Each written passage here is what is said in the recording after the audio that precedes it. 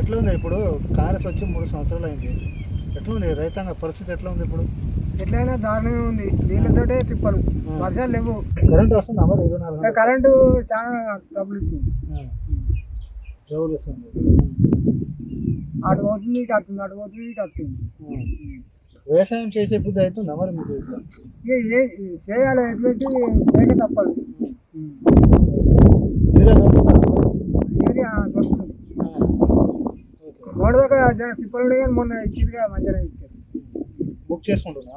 Book చేస్తే ఆన్లైన్లో కొట్టాలట. Online system తీసేయాలి వాడు ఎవడన్నా కానీ. ఏ ఫోన్లో బుక్ చేసుకుంటా? వేరే వేరే ఫోన్లో మా పెద్ద మా కొడుకు. మళ్ళీ గెలుస్తాడా మరి ముఖ్యమంత్రి రేవంత్ రెడ్డి? ఏమో ఇక అది కష్టమే. అదే ఒక దాంట్లో మంచిగా పాస్ అయ్యండి. ఇలా ఇల్లు ఇస్తుండు కదా, ఇల్లు ఇచ్చుట్లో కరెక్టే ఉంది. కానీ ఈ రైతు దాంట్లో మాత్రం చాలా ఇబ్బంది. అది కోసం పెడుతుండు. కరెంటు పెద్ద తిప్పలు. ఫస్ట్ ఏమైనా ఉంటే రైతులు మంచిగా తీసుకోవాలి. అది మనకు కావాల్సింది ఏంటంటే రైతు ముఖ్యమైతేనే అన్ని ప్రపంచం నడిచేస్తూ దునియా మొత్తం నడిచేస్తాం. రైతులు ఏం చేస్తాం?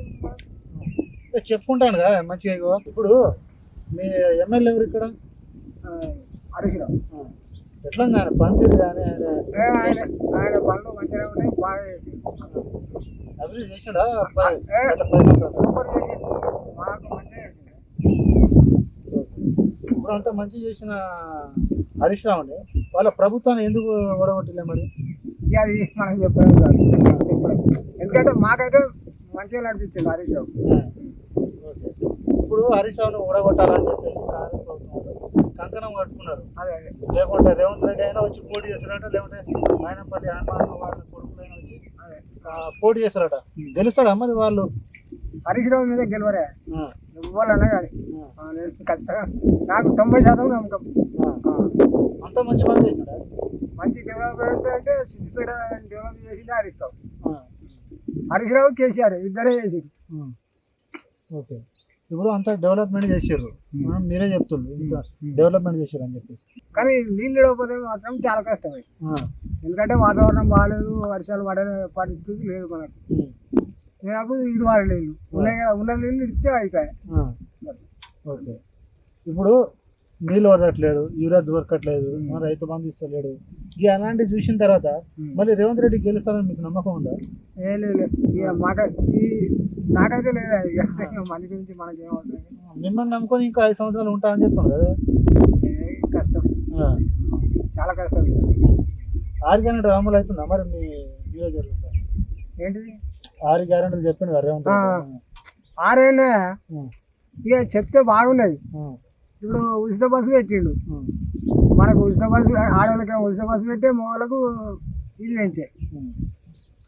ఈ ఇంట్లోకే తీసాలు ఎత్తుండు అంతే. ఇక 6 గంటలు ఏంది గ్యాస్ అన్నాడు, ఆ గ్యాస్ చూస్తే పని చేస్తలేదు, పడతలేవు. ఓకే, ఇప్పుడు లాస్ట్ మూమెంట్లా ఇప్పుడు హరీష్ రావు చేసింది, నేను అధికారంలో లేను, నన్ను వచ్చి ఏం అడగకండి, నేను ఏం చేయడానికి ఇలాంటి మాటలు చెప్తాడా హరీష్ రావు? అట్లా ఏమన్నాడు? ఆపసాపద ఉంటే వస్తాడు కదా. వస్తాడు కరెక్ట్. ఆయన ఇక మాట అంటే మాటే. ఆయన పైన నిలబడే పోటీకి ఎవరైనా వస్తారు కదా, ఇప్పుడు కాంగ్రెస్ బీజేపీ ఎవరైనా వస్తారు కదా, వాళ్ళు ఓటుకి 10,000 20,000 ఇచ్చినా కూడా మళ్ళీ హరీష్ రావు గెలుస్తాడా? ఖచ్చితంగా గెలుస్తాడు.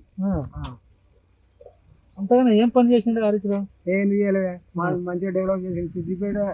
సిద్దిపేట జిల్లా వరకు మాత్రం మంచి సూపర్ డెవలప్ చేసింది. కష్టంగా కాంగ్రెస్ రావడం. అయితే ఒకటే, నువ్వు కేసీఆర్ రైలు ఎత్తాడు తెచ్చిండు. హరీష్ రావు కేసీఆర్ రైలు అయితే వచ్చింది మనకు.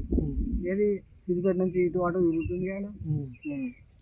ఓకే, ఇప్పుడు తెలంగాణ ఏర్పడక ముందు ఈ సిద్దిపేట గడ్డ పైన నీళ్ళ కానీ కరెంటస్ కానీ ఎట్లా ఉండే, ఈ సమస్యలు ఎట్లా ఉండే అప్పుడు?